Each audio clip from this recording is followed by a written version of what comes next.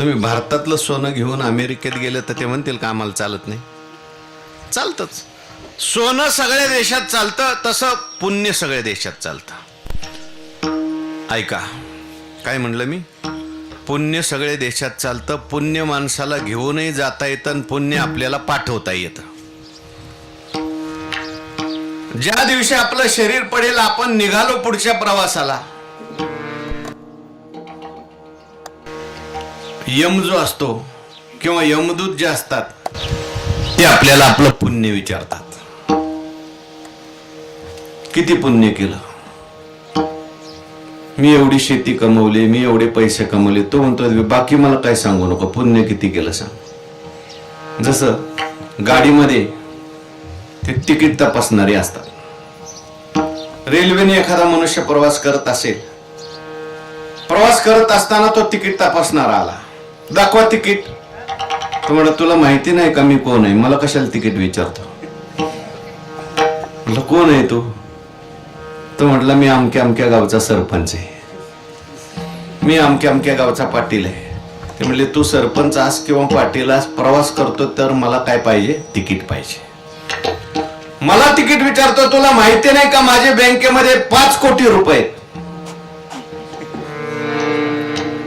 माझ्या हातामध्ये अंगठ्या आहेत, माझ्या गळ्यामध्ये नेकलेस आहे, सोन्याचे अलंकार आहेत, मला तिकीट मागतो. तो तिकीटवाला म्हणला तुला काय, तुझे 5 कोटी तुला लकलाभ असो, तुझं सोनं तुला लकलाभ असो, पण तुला प्रवास करायचा असेल तर तुझ्याकडे काय पाहिजे? तिकीट पाहिजे, नाही तर खाली उतर. तसं मेल्यानंतर प्रवास सुरू होतो जीवाचा आणि यम तिकीट तपासायला येतो. यम विचारतो पुण्य किती केलं मला सांग. हा म्हणायला लागला एवढे एवढे पैसे जमवले, एवढी एवढी शेती जमवली. यम म्हणतो हाणार याला जरा, पुण्य किती केलं सांगा. विठ्ठल विठ्ठल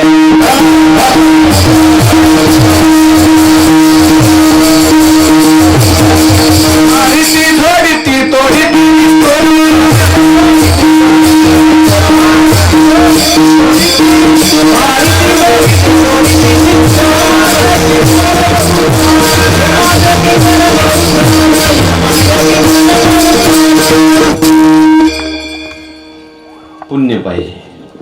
म्हणून आपण पुण्य केलं पाहिजे आणि आपले जे गेलेले लोक असतील त्यांच्यासाठी सुद्धा आपण पुण्य पाठवलं पाहिजे. एखादी व्यक्ती गेली, एखाद्याचा जन्म झाला की नैमित्तिक कर्म करायला सांगितलंय.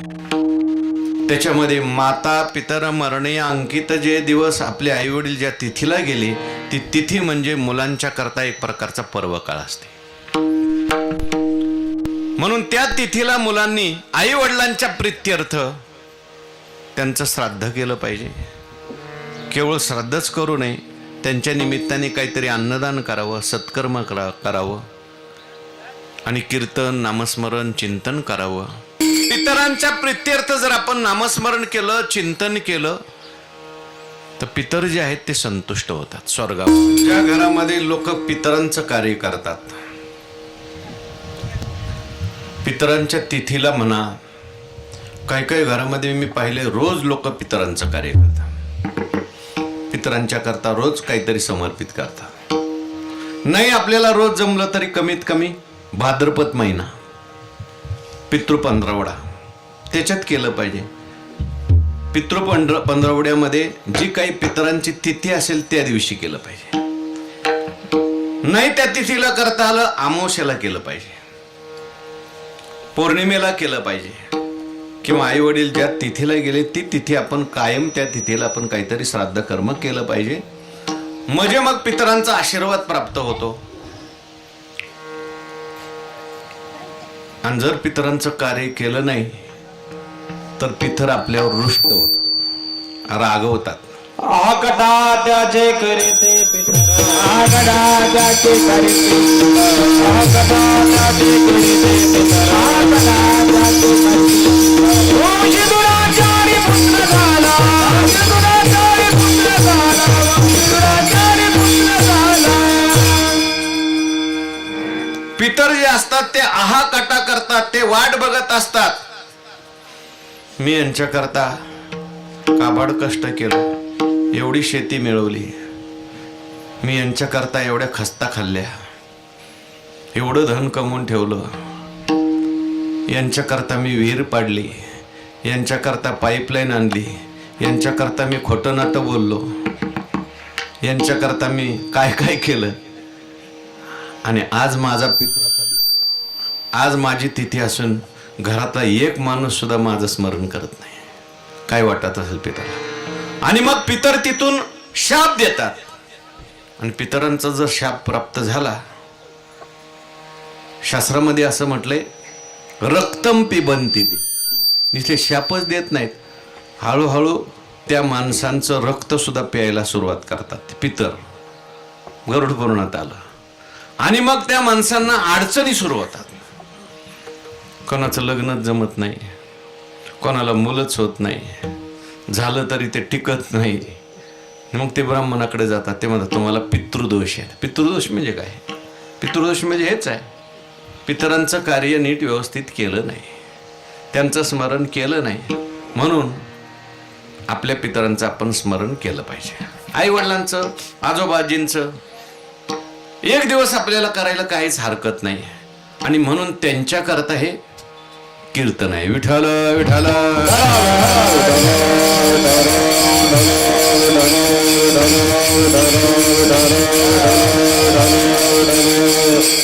नसेल एखाद्याची परिस्थिती, गरुड पुराणात त्याच्यात सुद्धा विकल्प सांगितलाय. एवढं मोठा खर्चच केला पाहिजे असं काही नाही, फार मोठं कीर्तनच केलं पाहिजे असं काही नाही. आपल्याला जेवढं शक्य असेल तेवढं आपण करायचं. घरातल्या घरात सुद्धा आपण 2 माणसं जीव घालू शकतो. घरातल्या घरात आपण नामजप करू शकतो. घरातल्या घरात आपण हरिपाठ म्हणू शकतो. आणि काहीच नसेल तर गरुड पुराण सांगता हात जोडायचे आणि पितराला दक्षिण दिशेकडे उभं राहून सांगायचं माझ्याकडे मला जेवायला नाही, मी तुम्हाला कुठून देऊ, मला क्षमा करा. म्हणजे पितरांचा रोष होत नाही. विठ्ठल विठ्ठल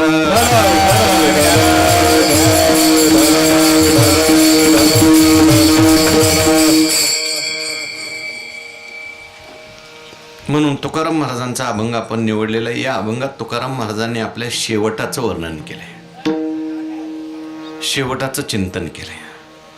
बहुतेक माणसाला शेवट आवडत नाही. अगा मर हा बोलू न साहती आणि मेलिया तरी रडती. एखाद्या माणसाला म्हटलं जर आपण तुम्ही मरणार आहे म्हटलं की म्हणतो तू मर, तुझा बाप मर, तुझं सगळे मरेल, मी नाही मरणार. मरण माणसाला आवडत नाही. पण ही मरण ही माणसाच्या जीवनातली वस्तुस्थिती आहे बरं का, आल्याशिवाय राहत नाही.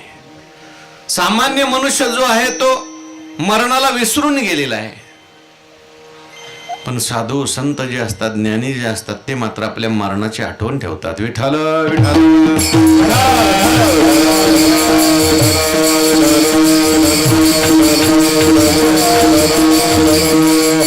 ज्ञानी जो असतो तो मरणाची आठवण ठेवतो. श्रीमद भगवद्गीतेमध्ये 13व्या अध्यायात ज्ञानी महापुरुषाची 18 लक्षणं सांगितली. कोण ज्ञानी? 18 लक्षणं सांगितली. फार सुंदर लक्षणं सांगितली. अमानित्वम, अदंबित्वम, अहिंसा, क्षांतिरार्जवम. हे सगळी लक्षणं सांगता सांगता शेवटचं एक महत्वाचं लक्षण सांगितलं. जन्म मृत्यू जरा व्याधी दुःख दोष अनुदर्शनम. जो ज्ञानी असतो तो आपल्या जीवनात अनुदर्शन करतो. अनुदर्शन करतो म्हणजे वारंवार विचार करतो. कशाबद्दल विचार करतो? घर बांधायचा, शेती घ्यायचा, तो सामान्य मनुष्यही करतो. पण ज्ञानी विचार करतो जन्माचा. आपल्याला जन्म का आला? जन्माला येत असताना आपल्याला किती दुःख झालं असेल. परत आपल्याला जन्म घ्यावा लागणार नाही यासाठी आपण काय केलं पाहिजे? आता जन्म तर झालेलाच आहे, पण पुढे रोग येणार आहेत, मृत्यू येणार आहे. मृत्यूच्या वेळेस आपली काय स्थिती होईल? असा काय करतो ज्ञानी? वारंवार विचार करतो. ज्ञानी म्हणतात त्याला. ते एकनाथ महाराजांच्याकडे एकदा एक मनुष्य गेला. ऐकताय का तुम्ही? एकनाथ महाराजांच्याकडे एक मनुष्य गेला. गेल्यानंतर एकनाथ महाराजांना म्हटलं, महाराज तुम्हाला एक विचारायला आलोय. काय? म्हटले, अहो तुम्ही सारखं नामस्मरण करता, कधी भांडण करत नाही, कधी रागद्वेष करत नाही, पाप करत नाही, याचं वर्म काय आम्हाला सांगा. आम्ही किती जरी ठरवलं भांडायचं नाही, आम्ही किती जरी ठरवलं पाप करायचं नाही, आम्ही किती जरी ठरवलं रागद्वेष करायचा नाही, तुम्ही तिकडे जा, ते बोलतात त्यांना बंद करा, जा जावा जावा. विठ्ठल विठ्ठल विठ्ठल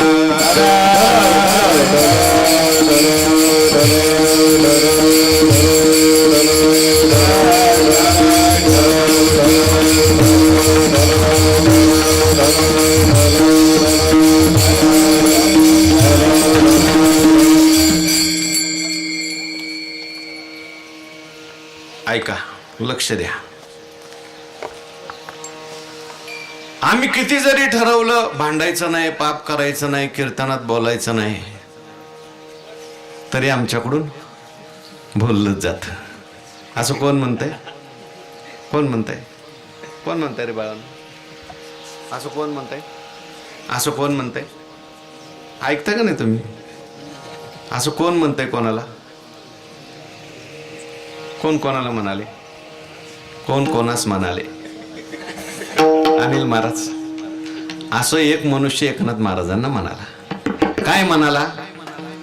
आम्ही किती जरी ठरवलं भांडायचं नाही, आम्ही किती जरी ठरवलं रागद्वेष करायचा नाही, तरी आमच्याकडून होतो. तुम्ही सारखं नामस्मरण करता, रागद्वेष करत नाही, याचं वर्म काय ते आम्हाला सांगा. असं म्हटल्यानंतर एकनाथ महाराज हसले बरं का. महात्म्यांची सांगण्याची पद्धत वेगळी असते. म्हणजे बघ, तुझ्या प्रश्नाचं उत्तर मी देणार आहे, पण आज नाही, परवाच्या दिवशी. पण तू आल्या आल्या मी तुझ्या चेहऱ्याकडे बघितलं. तुझा चेहरा पाहिल्यावर मला थोडंसं भविष्य कळतं. चेहरा पाहून, तुझा चेहरा पाहिल्यावर मला कळलंय की आजपासून 7व्या दिवशी तू मरणार आहे.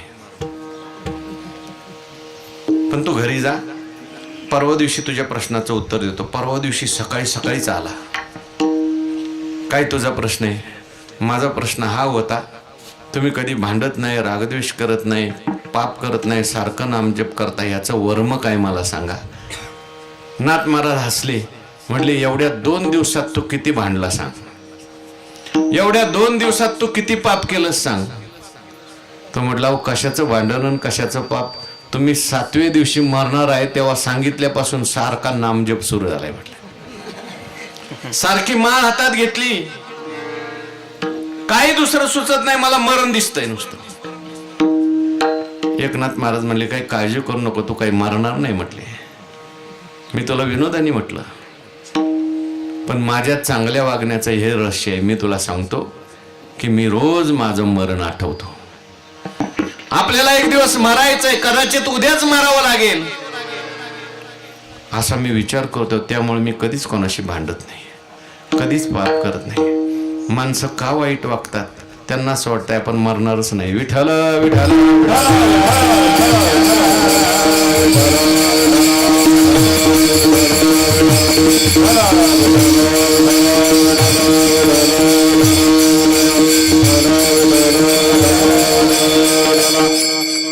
सामान्य माणसं जी आहेत ते अंतकाळाचा विचार करत नाहीत, पण साधू संत जे असतात ते अंतकाळाचा विचार करतात.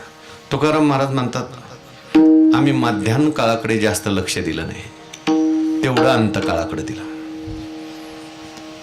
मध्यान्ह काळ जो आहे त्याच्याकरता आम्ही पोटापुरते प्रयत्न केले. प्रारब्धेची जोडे धन, प्रारब्धेची वाढे मान, सोस करसी वाया, भजमना पंढरी राया. प्रारब्धामध्ये जेवढं दुःख असतं तेवढं सुख सुद्धा असतं. प्रारब्धात प्रयत्न न करता जसं दुःख येतं तसं सुख सुद्धा येतं. तुम्ही असा मनुष्य पाहिला का कधी? आज आमच्या घरी सत्यनारायणाची पूजा आहे. कशाला? 3 वर्ष सुखात गेले, थोडे दुःखात यायला पाहिजेत म्हणून सत्यनारायण. असा सत्यनारायण तुम्ही ऐकला का कधी?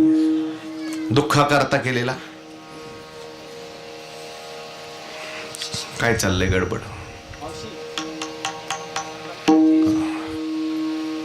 हो, ते होईल हळूहळू बदल. अजून त्यांना माहितीच नाही कीर्तन काय असते. विठ्ठल विठ्ठल विठ्ठल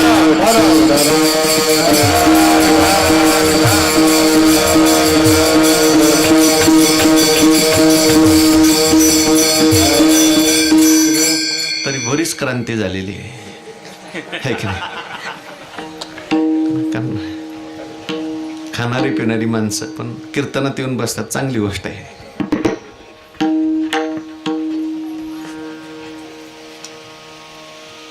काय बोलत होतो, काय सांगत होतो? कीर्तन सांगत होतो. हा,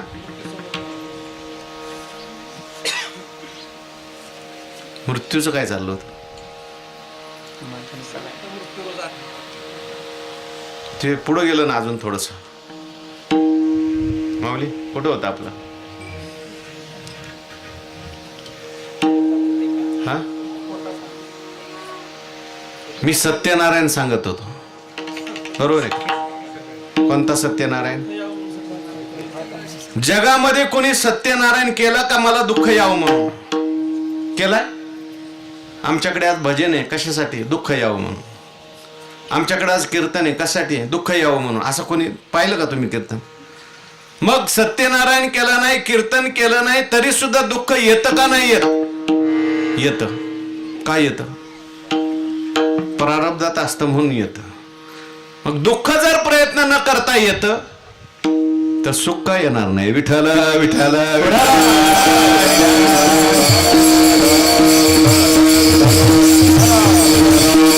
याचा अर्थ आपण काही करायचं नाही असं नाही बरं का. पण करत असताना ज्याच्याकरता मनुष्य देह प्राप्त झालाय ते पण केलं पाहिजे. शेवटाकडे सुद्धा आपलं लक्ष असलं पाहिजे, कारण शेवट म्हणजे माणसाच्या जीवनातली परीक्षा आहे.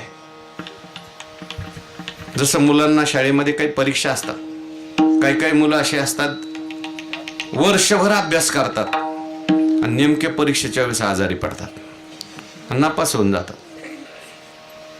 आणि काय काय बहादर असे आहेत वर्षभर काहीच अभ्यास नाही, शेवटचा महिनाभर असा अभ्यास करतात पहिलाच नंबर काढतात. मरण ही माणसाच्या जीवनातली परीक्षा आहे. राम राम दोन्ही अक्षरी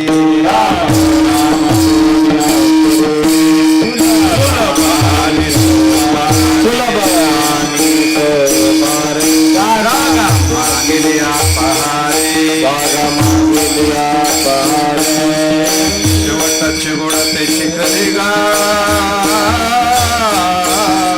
रामकृष्ण वासुदेवा जात तसे जना सेवा घागऱ्या बसगा. रामकृष्ण वासुदेवा शेवटाचे गोड ते शिकले गा. रामकृष्ण वासुदेवा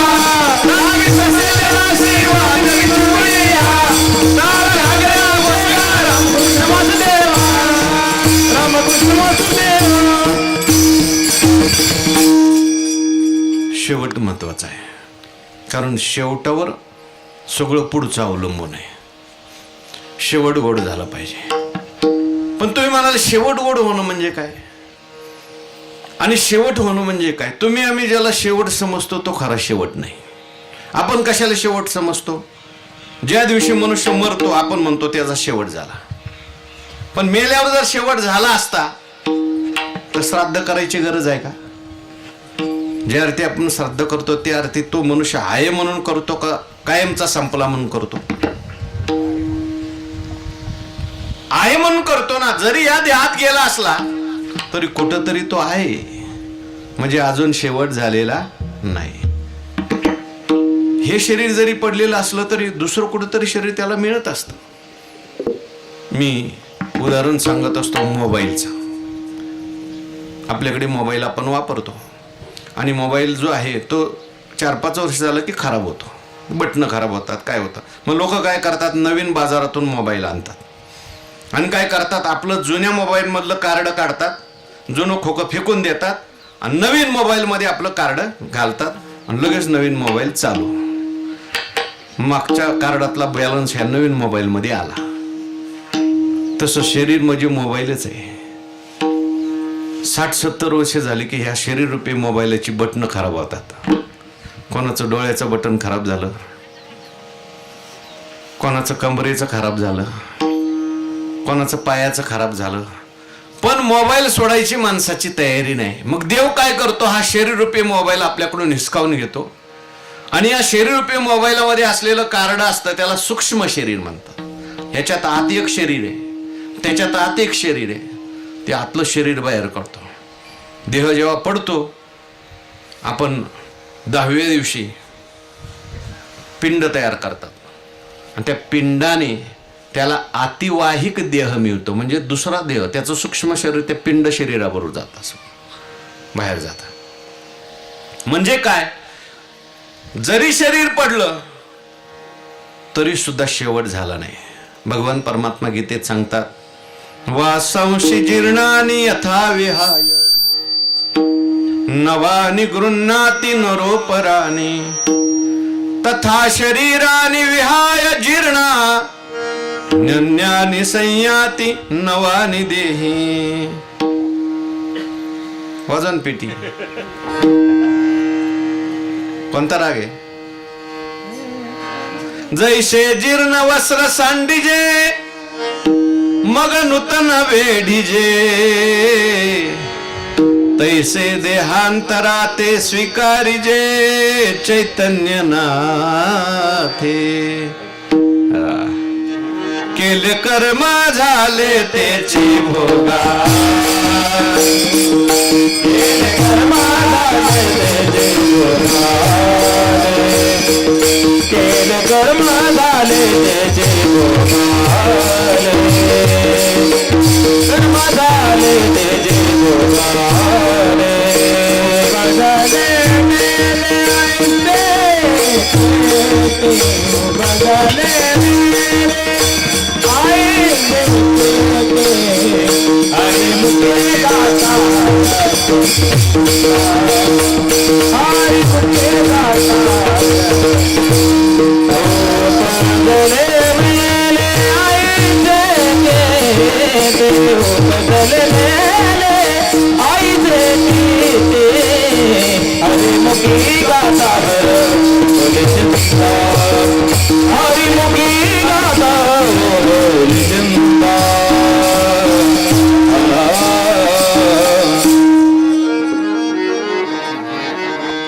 ऐका, आपण ज्याला शेवट समजतो तो खरा शेवट नाही. थोडस वाढवर स्वर ह्याचा.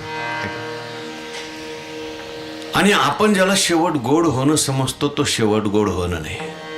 आपण एखाद्याचा शेवट गोड झाला कशावरून समजतो? कशावरून समजतो? एखाद्या माणसाचा शेवट गोड झाला तुम्ही कशावरून समजता? तुम्ही कशावरून समजता? हा तुम्ही करतो नाही. सामान्य माणसं शेवट गोड झाला कशावरून समजतात सांगतो. ऐका, त्यांचा शेवट चांगला झाला. घरातले सगळे असताना त्यांना मरण आलं. त्यांचा शेवट चांगला झाला. पोराच्या मांडीवर डोकं ठेवून त्यांचा शेवट झाला. काही आजार नाही, काही नाही, काही नाही, चालता बोलता गेले. आमावस एकादशीला गेले, आळंदीत गेले, पंढरपुरात गेले. त्यांच्या सगळ्या घरातल्या लोकांनी त्यांना चंदनाच्या लाकडात जाळलं. त्यांच्या अंत्ययात्रेला बरीच लोक आली आणि 14व्याचं जेवणही चांगलं झालं. त्यांचा शेवट काय झाला? झाला. आणि काय काय वेळेस असं होतं बघा, ऐकताय ना तुम्ही? काही काही माणसं जन्मभर परमार्थ करतात आणि त्यांचा अपघात होतो. त्यांना असा काही रोग होतो, आरडत ओरडत त्यांचा मृत्यू होतो. अमावस्येला मृत्यू होतो. कोरोनामध्ये चांगली चांगली माणसं गेली. काही काही माणसांचा परमार्थ जन्मभर करून सुद्धा आरडत ओरडत मृत्यू होतो. थोडस कमी कर. अपघाताने मृत्यू होतो चांगल्या माणसाचा, आजाराने मृत्यू होतो, हॉस्पिटलमध्ये मृत्यू होतो चांगल्या माणसांचा. आणि कधी कधी असंही दिसून येतं, खाऊ नाही ते खाल्लं, पिऊ नाही ते प्याला आणि नेमका एकादशी दिवशी शांततेत मेला. असे असतात. लोक म्हणतात यांनी एकादशी साधली, यांचं असं का झालं? जन्मभर परमार्थ केला आणि त्यांचा अपघात का झाला? जन्मभर परमार्थ केला आणि त्यांना कॅन्सर का झाला? असं व्यवहारात दिसून येतं. पण लक्षात ठेवा, शेवट गोड जे आहे केवळ बाह्य स्थितीवर अवलंबून नाही. विठ्ठल विठ्ठल विठ्ठल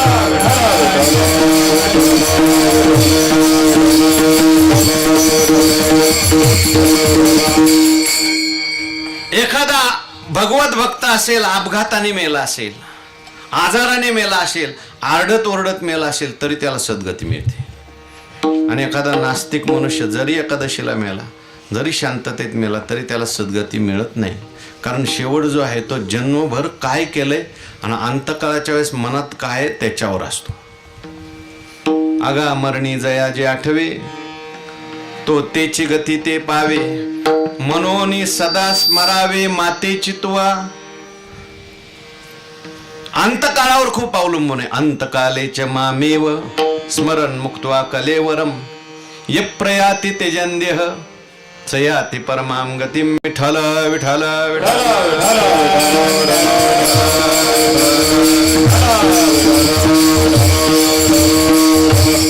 अंतकाळ जो आहे तो अंते मती सा गती. अंतकाळाच्या वेळेस आपल्या मनात काय विचार आहेत त्याच्यावर आहे.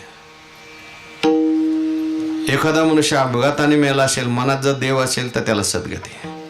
आरडत ओरडत गेला असेल, मनात देव असेल, सद्गती. आणि एखादा कीर्तनात मेला असेल, मनात पाकिट असेल तर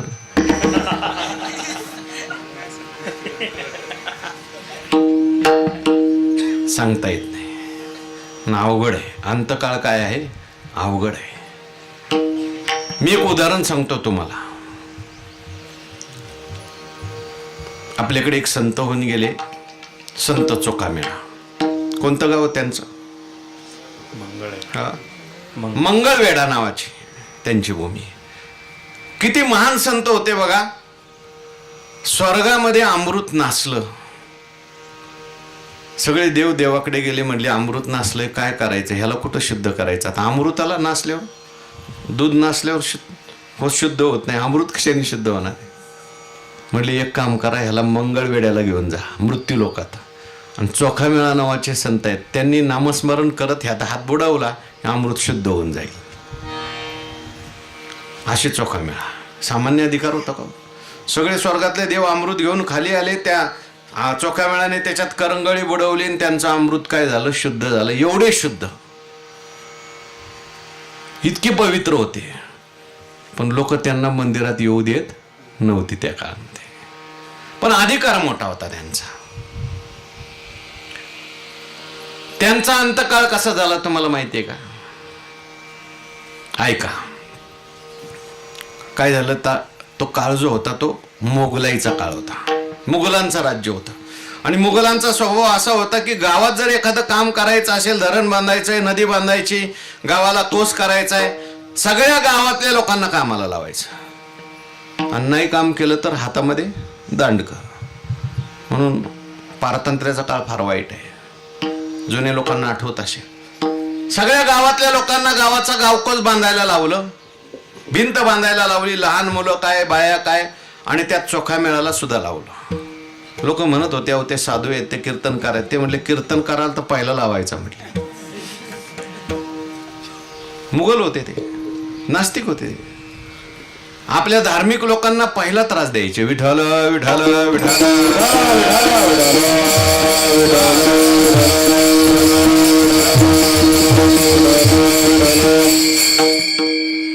छत्रपती शिवाजी महाराज झाले, संभाजी महाराज झाले, म्हणून हे आज आपण बघतोय दिवस. तर काय झालं असतं काही सांगता येत नाही. लक्षात ठेवा. कशा करता मी सांगतोय, ते बांधकाम करण्याकरता चोखामेळाने सुद्धा बांधकाम करायला लागले. बांधकाम वरती आलं. वरती आल्यानंतर ती भिंत काही व्यवस्थित बांधली गेली नाही. ती भिंत कोसळली आणि अनेक लोक त्याच्या खाली मारले गेले. त्याच्यात चोखामेळा सुद्धा गाडले गेले. नामदेव महाराज देवाच्या दर्शनाला गेले. सकाळी सकाळी देवाच्या डोळ्यात पाणी आलं होतं. नामदेव महाराजांनी विचारलं, देवा तुम्ही रडता? म्हणले काय झालं? म्हटले माझा आवडता भक्त चोखामेळा आज गेला. नामदेव महाराज म्हटले मग गेला तर तुम्ही कसं काय जाऊ दिला? म्हटले अरे नामदेवा त्याचं प्रारब्धच असं होतं म्हणून तो गेला. माझी अशी इच्छा आहे, माझा हात पितांबर तो घेऊन जा आणि चोखामेळ्याच्या आस्ती त्या पितांबरात घेऊन यायच्या.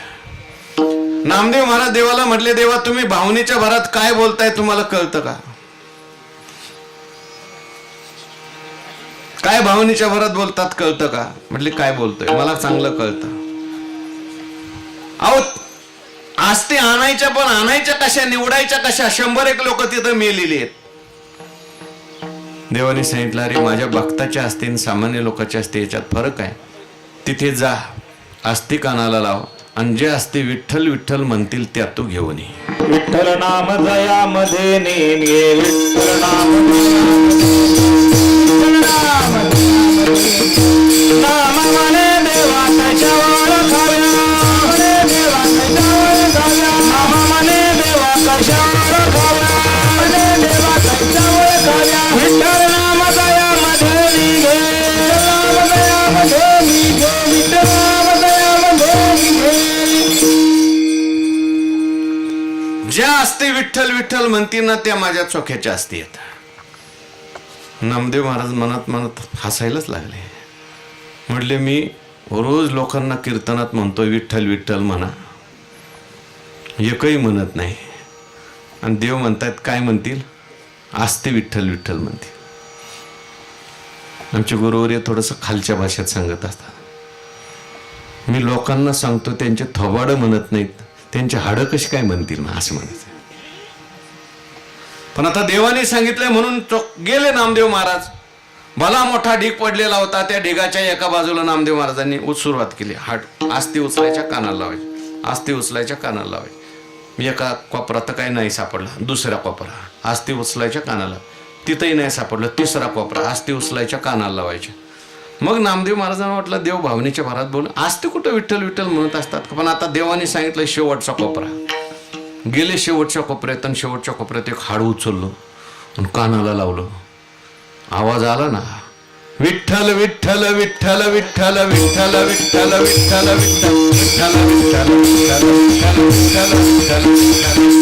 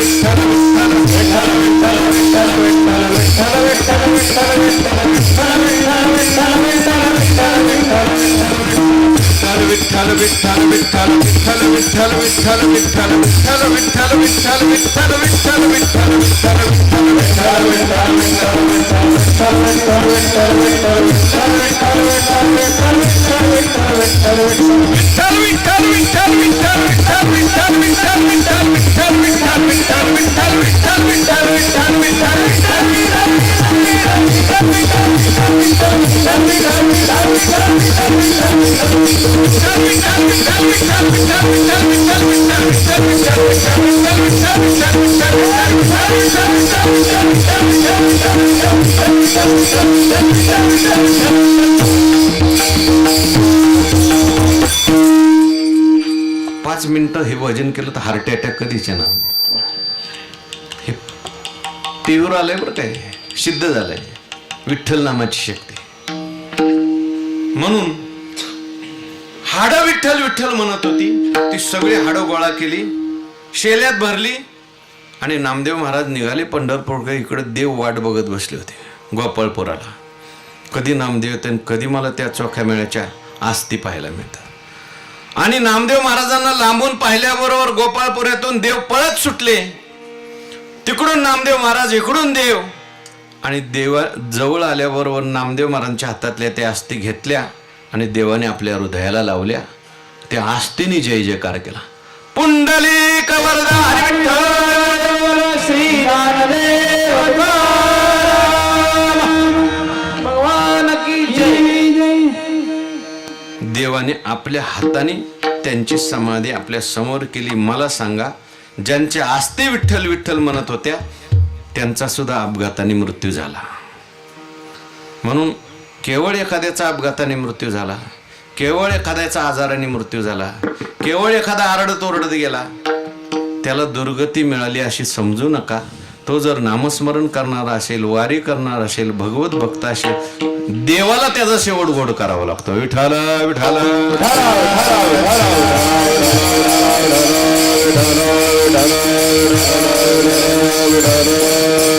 अर्जुनाने देवाला प्रश्न विचारलाय, देवा तू म्हणतो अंतकाळाच्या वेळेस नामस्मरण करायचं, मग अंतकाळ आमच्या हातात आहे का? देवाला अर्जुनाने गीतेत प्रश्न विचारलाय. एका दिवस आम्ही आजारी पडलो तर, एका दिवस आमची वाचा बंद झाली तर, जन्मभर आम्ही नामस्मरण केलेलं गेलो का फुकट? मग तेव्हा भगवंतानी अर्जुनाला सांगितलंय, घाबरू नकोस. अनन्य चेता स्मरत, अनन्य चेता सततम यो माम स्मरति नित्यशः तस्याहम सुलभ पार्थ नित्ययुक्तस्य योगिनः. ते ऋणवे पण देखोनी अंगी मी आपुलियाच्या उत्तीर्णत्वा लागी भक्ताची तनुत्यागी परिचर्या करी. अरे अर्जुना, भक्ताने माझे जन्मभर सेवा केली असते, त्या सेवेचं ऋण माझ्या डोक्यावर होतं आणि त्या ऋणातून उत्तीर्ण होण्याकरता, भक्ताचा अंतकाळ गोड करण्याकरता मी जातो.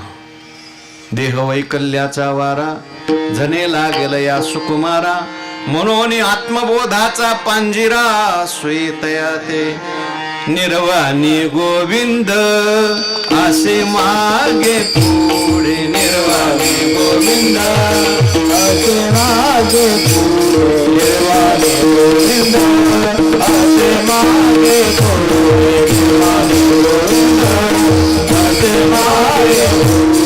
निर्वाणी गोविंद असे मागे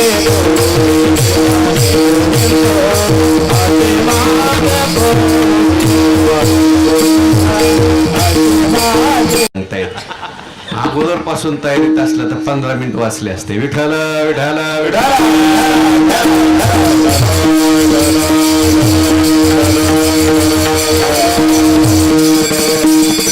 माणसाने तयारीत असलं पाहिजे. काही काही लोक एकदम तयारीत असतात मरणाच्या सुद्धा. बरं का, आमच्या गुरुवारी म्हटले, मी माझी वळकटी बांधून तयार आहे, देवाने कधी यावं मला कधी घेऊन जावं.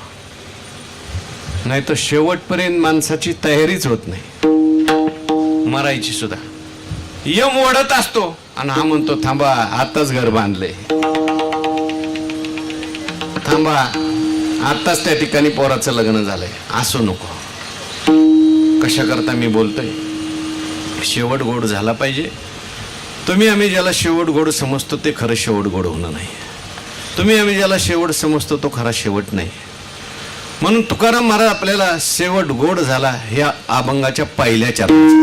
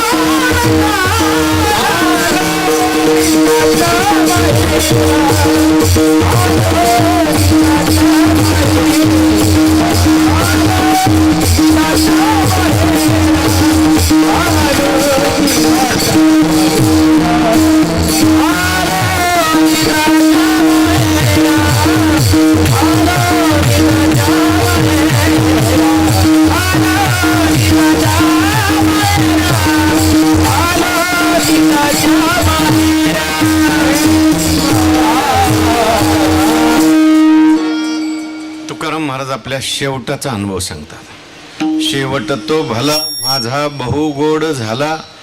तुकाराम महाराज म्हणतात माझा शेवट झाला. कसा झाला? भला झाला. माझा शेवट भला झाला. नुसताच भला झाला नाही तर बहु गोड झाला. भला शेवट म्हणजे काय आणि बहु गोड शेवट म्हणजे काय? विठ्ठल विठ्ठल.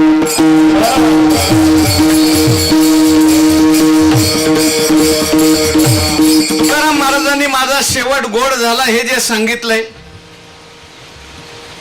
मी समोर बसलेल्यांना विचारतो, खाली बसलेल्यांना विचारतो, महाराजांनी शेवट गोड झाला हे जे सांगितलंय हे जिवंत असताना सांगितलंय का शेवट झाल्यावर का वैकुंठाला गेल्यावर सांगितलं?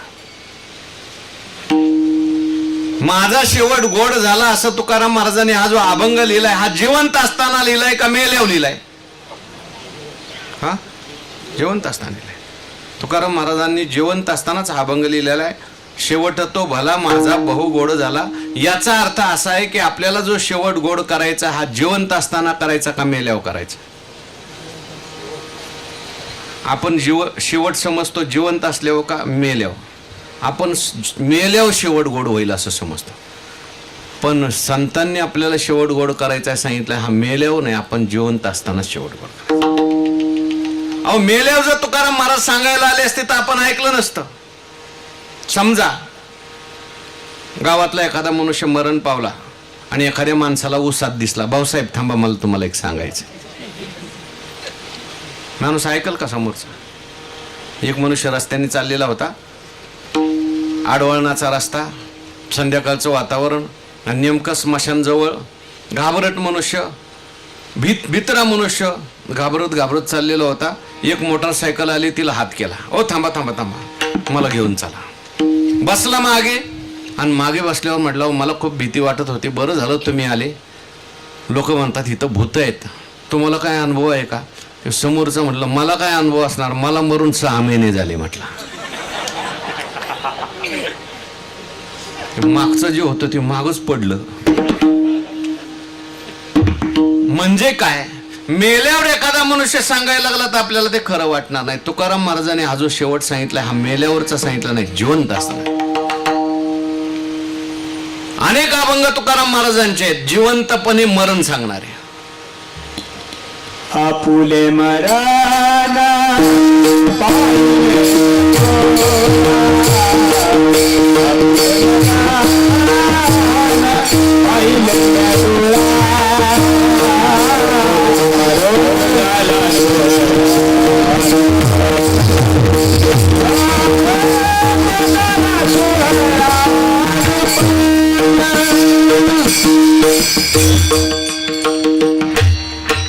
झाला प्रेतरूप शरीराचा भाव, मरण माझे मरून गेले, मरणा हाती सुटली काया.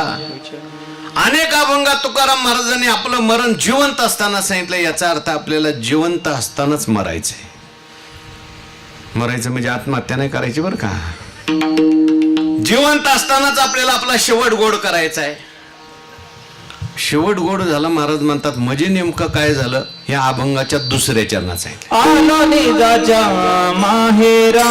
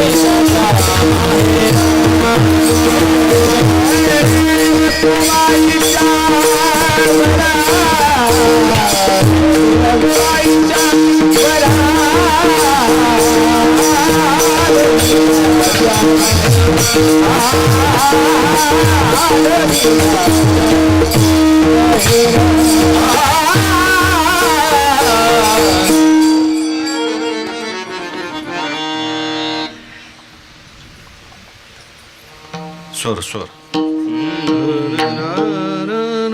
मधुवंती? मधुकंस. मधुकंस. आलो निजाच्या माहेरा, भेटी रखुमाईच्या वरा. शेवट झालं म्हणजे नेमकं काय झालं? शेवट गोड झाला म्हणजे काय झालं? महाराज म्हणतात मी माहेराला आलो.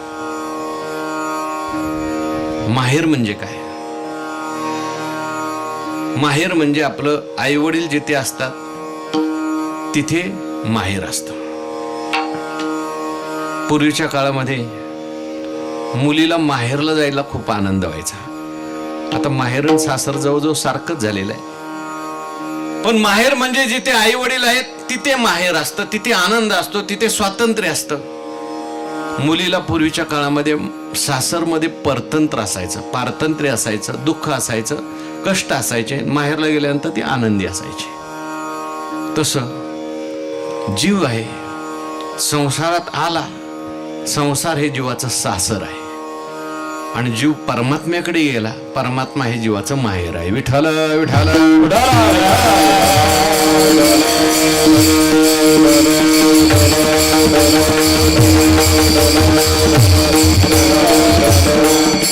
तुकाराम महाराज म्हणतात, आपुल्या माहेरा जाईन मी आता, निरोपया संता हात्याला. जिथं देव आहे, संत आहेत, तिथं माहेर आहे. पंढरपूरला पांडुरंग परमात्मा आहे. आणि पांडुरंग परमात्मा सगळ्याचा आईबाप आहे. म्हणून संतांनी, एकनाथ महाराजांनी पंढरपूरला माहेर म्हटले. माझे माहेर पंढर, माझे भीमसेन जोशी.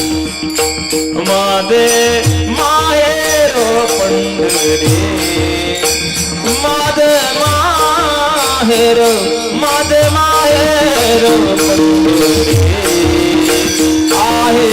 भीम रे आहे भीम रे माझे माहेर पंढरी, माझे माहेर पंढरी आहे. भीम रे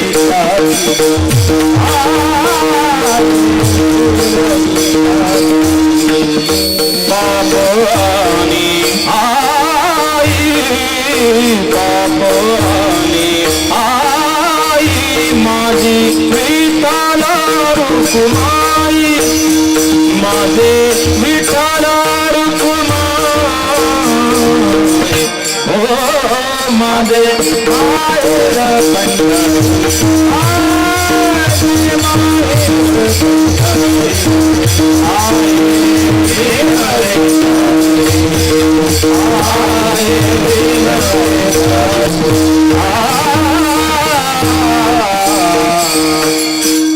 माझी बहीण चंद्रभागा, करीत से पाप भंगा. माहेर संतांचे, नामया स्वामी केशवाचे. मी पंढरपूरला आलो निजाच्या माहेरा. नुसता आलो नाही तर भेटी रखुमाईच्या वरा. गेल्यानंतर देवाला भेटलं पाहिजे. आपण जरी पंढरपूरला गेलो तर देवाची ना आपली भेटच होत नाही. विठ्ठल विठ्ठल विठ्ठल. अहो, देवळात गेलं तरी लोक देवाकडे लक्ष नाही. कीर्तनात आलं तरी कीर्तनात लक्ष नाही. देवळात गेलं तरी कसं बस देवाचं दर्शन घ्यायचं आणि देवळाच्या आरशात आपल्यालाच तोंडाला बघत बसायचं. कीर्तनात आलं तरी कीर्तनात कुठं लक्ष लागते? माणसाचं लक्ष फार विचित्र आहे. मन फार विचित्र आहे, त्याला ते बसू देत नाही. कीर्तनात आलं तरी 10 वेळा मन घरी घेऊन जातं परत. देवाची ना आपली भेट झाली पाहिजे. आणि मग देवाची ना आपली भेट झाली तर परिहार झाला अवघ्या दुःखाचा. मागीला मागील परिहार, पुढे नाही शीन. झाले दर्शन एक वेळ. पण हे सगळं होण्याकरता तुकाराम महाराज म्हणतात, आम्ही काय साधन केलं? शेवटच्या चरणात तुकावने वाणी, तुकावने वाणी, तुकावने वाणी, तुकावने वाणी, तुकावने वाणी.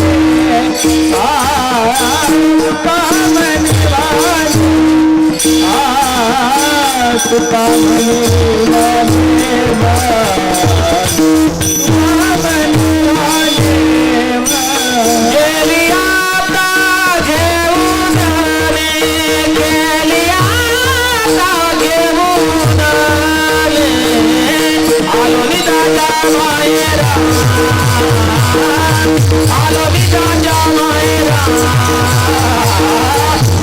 राजा मायरा आलो मी राजा मायरा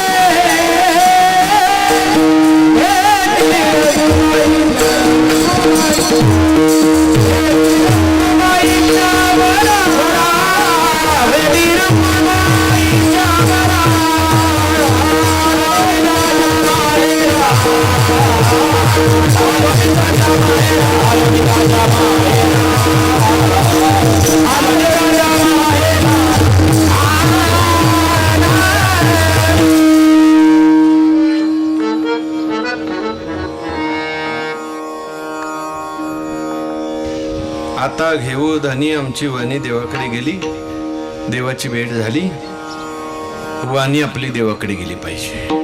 आपल्या वाट्याला आलेलं काम करत करत आपण जर देवाचं नामस्मरण केलं, निश्चित आपल्याला देवाची भेट झाल्याशिवाय राहणार नाही, आपला शेवट गोड झाल्याशिवाय राहणार नाही. म्हणून आपण सगळ्यांनी मिळून, वेळ संपली आपली, देवाचं नामस्मरण करू.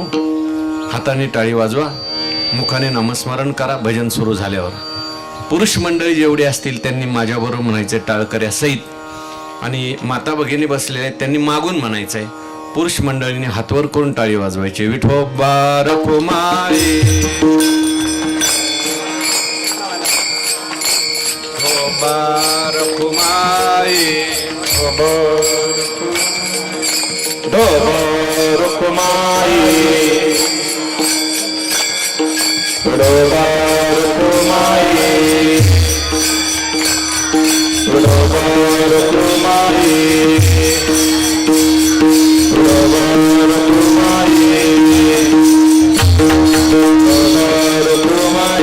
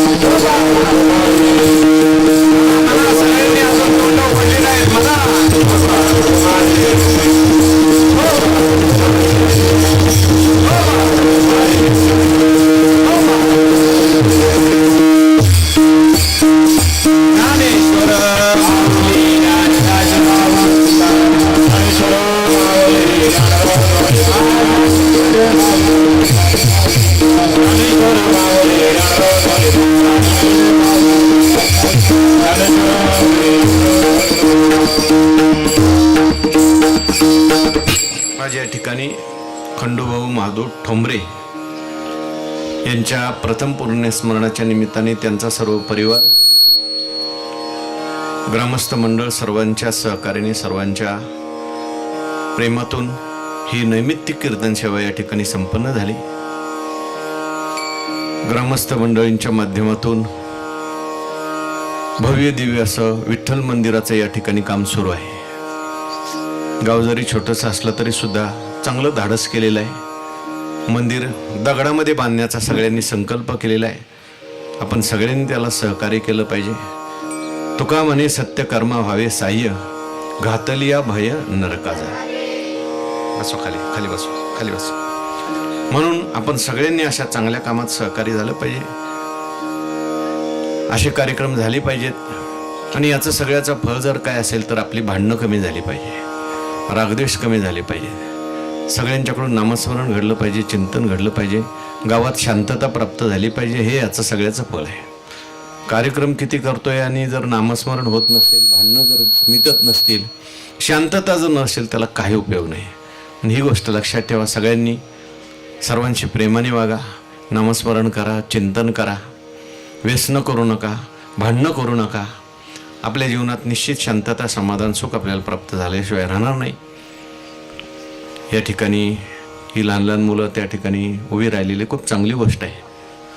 मी अनिल महाराज महिन्यापूर्वी अमरावतीला गेलो होतो. अमरावतीला गेल्यानंतर तिथल्या लोकांनी मला सांगितलं की एकट्या अकोले जिल्ह्यामध्ये, अमरावती जिल्ह्यात आमच्याकडे 135 मुलांची शिबिरं होतात. किती? 135.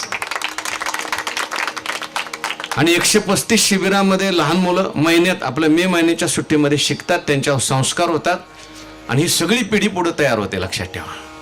नाहीतर भयंकर परिस्थिती निर्माण झालेली आहे. मुलांना काही सांगण्याची सोय राहिलेली नाही. मुलांना संस्कार व्हावे असं वाटत असेल तर अशी काही शिबिरं आपल्याही भागामध्ये घेतली पाहिजेत. तुम्हाला काही सहकार्य लागलं, कोणाला शिबिरा करता, आम्ही करू. आळंदीला आपली सगळ्यांचीच वारकरी शिक्षण संस्था आहे, ज्या संस्थेमध्ये विद्यार्थ्याला फी नाही, शिक्षकांना पगार नाही. 108 वर्ष झाली संस्थेला. संस्थेने 5,000च्या वर कीर्तनकार तयार केले. विद्यार्थ्याला फी नाही, शिक्षकाला पगार नाही, मुलाची राहायची सोय, मुलांची जेवायची सोय. फक्त आम्ही 18 वर्षाच्या पुढची पोरं घेतो. पंढरपूरला आमच्या संस्थेची शाखा आहे. तिथं सुद्धा विद्यार्थ्याला फी नाही, शिक्षकाला पगार नाही. तिथं मात्र 7वी 10वीतली मुलं आहेत. 100-150 मुलं आहेत. दिवसभर मुलांनी शाळेत जायचं आणि संध्याकाळी त्या ठिकाणी हे अध्यात्माचं शिक्षण घ्यायचं. आपल्या परिसरामध्येच अशा संस्था आहेत. आपले आदरणीय हरिभक्तीपरायण सूळ महाराज यांची सुद्धा अकलूजला खूप चांगली संस्था आहे. सूळ महाराज सुद्धा वारकरी शिक्षण संस्थे आमच्या संस्थेचे विद्यार्थी आहेत. तेव्हा आळंदीला तुम्ही कधी आला तर अवश्य आपल्या वारकरी शिक्षण संस्थेमध्ये या. लहान मुलांच्यावर संस्कार करा, आपल्या जीवनात नामस्मरण करा, चिंतन करा. निश्चित आपल्या जीवनातलं कल्याण झाल्याशिवाय राहणार नाही. विठ्ठल जय जय विठ्ठल, हे विठ्ठल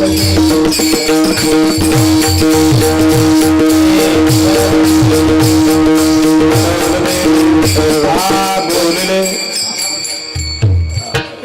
आम्हाला तर तुम्ही कृपा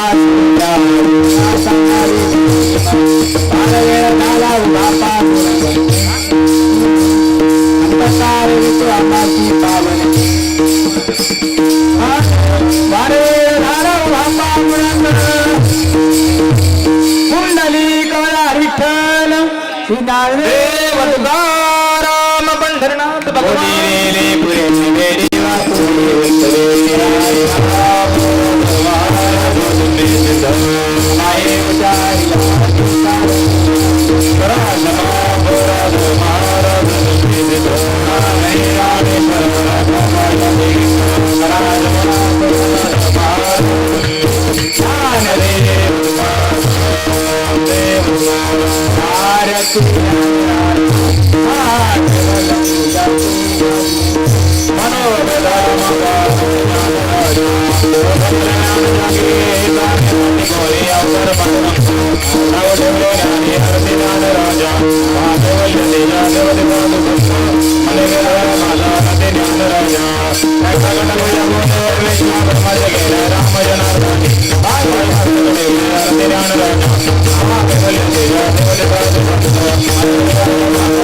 राम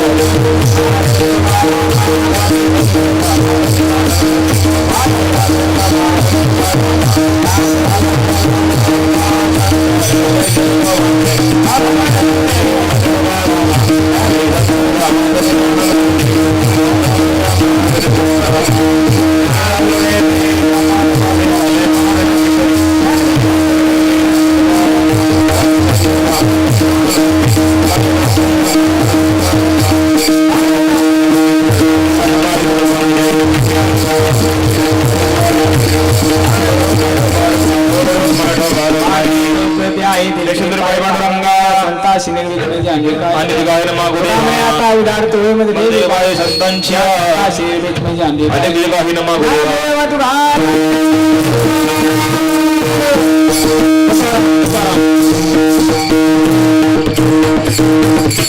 हॅलो रामकृष्ण 2 मिनिटं आपण शांततेत या ठिकाणी बसायचं आहे. आपल्या मोडवे गावामध्ये कैलासवासी खंडू महादेव ठोंबरे यांचा प्रथम पुण्यस्मरण आहे. गेल्या वर्षी या स्थितीला भाऊंचं दुःखद असं निधन झालं. या कुटुंबामध्ये दुःख आहे.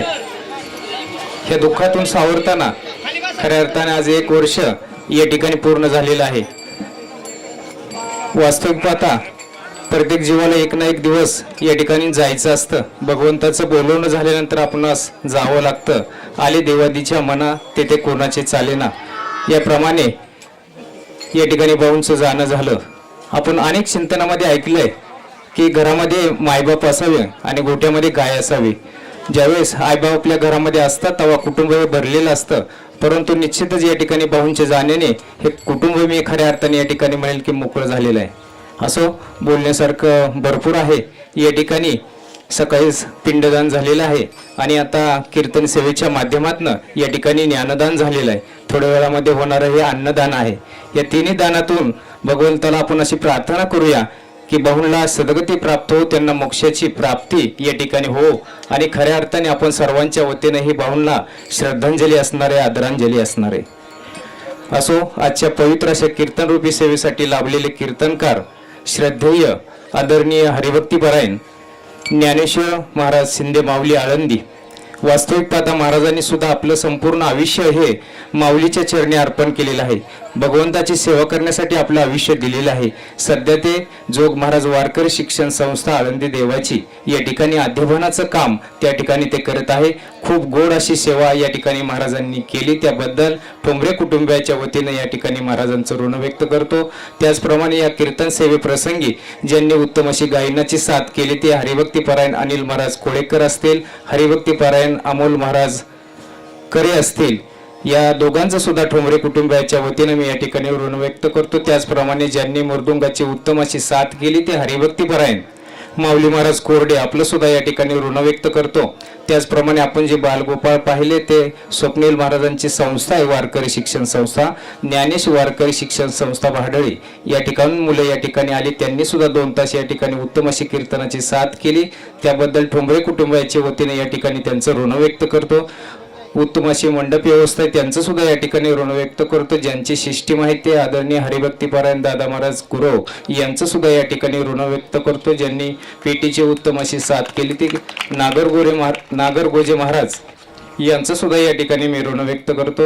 या कार्यक्रमाप्रसंगी या कार्यक्रमाला सजवणारे दजवणारे सर्वांचंच या ठिकाणी ठोंबरे कुटुंबियाच्या वतीनं मी ऋण व्यक्त करतो. आणि आपण वेळात काढून या दुःखामध्ये या ठोंबरे कुटुंबांनी बोलवल्यानंतर आपण सर्वजण नातेवाईक या ठिकाणी उपस्थित राहिला. पुनश्च एकदा सर्वांचं मी या ठिकाणी ऋण व्यक्त करतो आणि थांबतो. रामकृष्ण हरी. आता याच ठिकाणी ही बैठक व्यवस्था बाजूला केल्यानंतर आपण परिपाहुण्यांना विनंती आहे, ग्रामस्थांना विनंती आहे की या ठिकाणी प्रसादासाठी आपण बसून घ्यायचं. पुढील सूचना हनुमान महाराज देतील. पुरुष मंडळी प्रथमतः महाप्रसाद